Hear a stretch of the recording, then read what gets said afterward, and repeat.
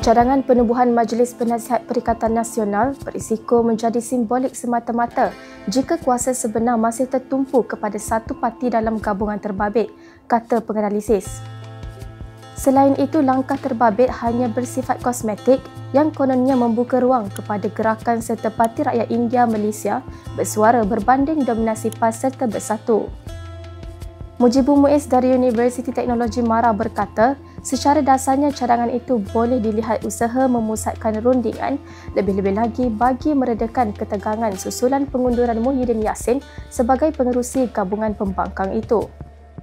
Sementara itu, Ahmad Zaharuddin Sani Ahmad Sabri, perunding kanan Asia Global Consulting pula berpandangan majlis penasihat itu lebih bersifat kosmetik sekadar menunjukkan semua parti komponen PN semangat dan ada mekanisme rundingan melantik pengganti Muhyiddin. Arif Aizuddin Azlan dari UiTM pula menyifatkan cadangan itu sebagai kesungguhan PAS dan bersatu mengukuhkan kerjasama dan mengelak konflik.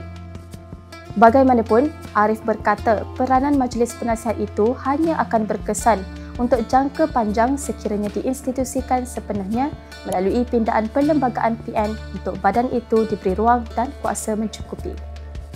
Khadijah Juno, FMT.